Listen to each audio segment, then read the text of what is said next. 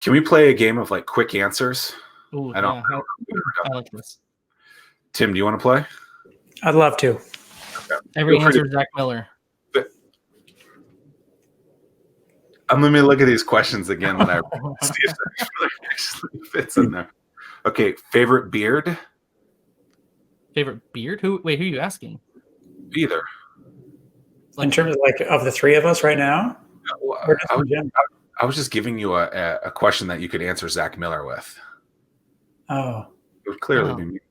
No, I lost that one already. Okay. Mostly photography. It was better when it was longer. You had the long beard. That looked all right. I agree. It's not cold enough yet. Okay, I'm going to ask a couple of photography-based questions. Okay. If I'm starting a business, or if I'm looking to explore into photography, new or used equipment? Starting out, I'd say used. And how far back can someone go from a? Is it like cell phones where like if you go too far back, you're screwed? No, I think everybody at this point starts with cell phones. So, I mean, you shouldn't have a problem with that. And, I mean, it doesn't matter how far back you go.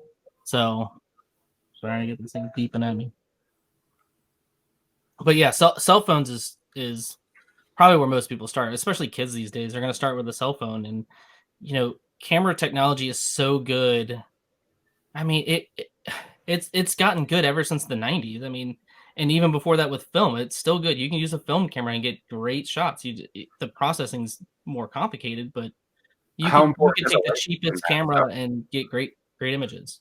With good lighting, though.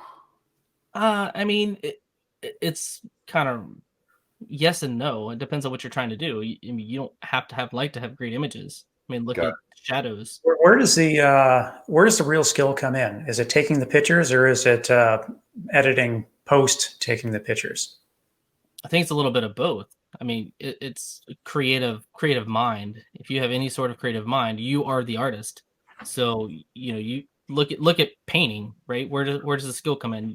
Some of us will look at some art and say, I don't know what that is, and some of us look at other art and go, okay, there's no way I could do that, right? So I really think it depends on the person and what you're trying to go after. If you're shooting a specific aspect of photography, if you're shooting sports, for example, there's some general guidelines you're going to follow. But at the same time, you have so much creativity where you might think shutter speed too in there, right? Where you can.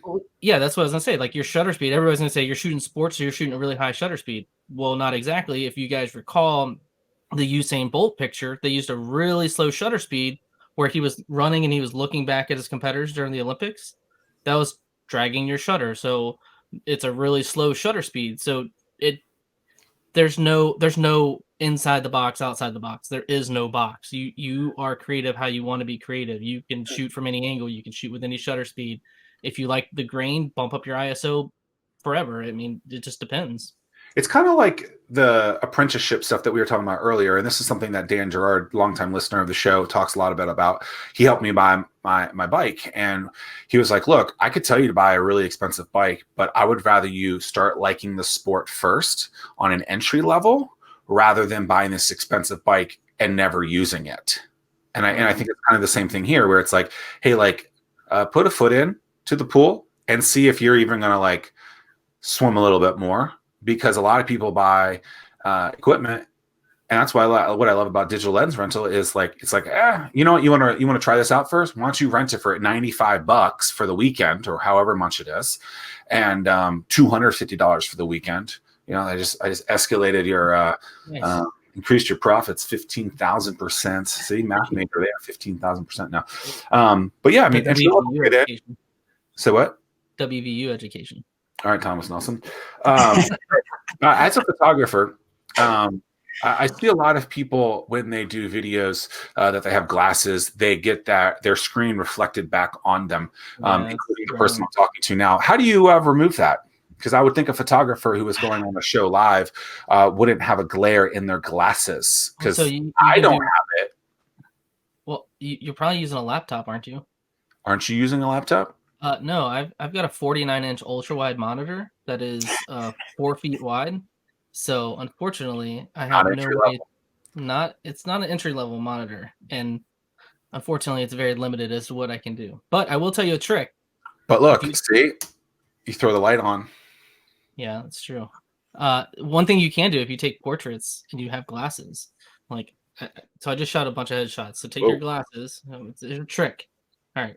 So when your glasses are sitting in your face, just take this back part and tilt the back part up, because all you're doing is you're reflecting the light off of your glasses. So the problem is when you have a light hit your glasses here, it goes right into the camera. So just simple. Okay, so what about someone doing a video though? So video just don't have a giant screen in front of you, because you're going to want angled lights anyways. And even then, you can adjust your lights in certain situations where you're not going to have the reflection on your glasses. I have a light on my desk that I point towards my wall, and it pushes back, and I think it Yep. glares enough back to yeah. Yep. But I just wanted to, Call me out. I understand. Yep.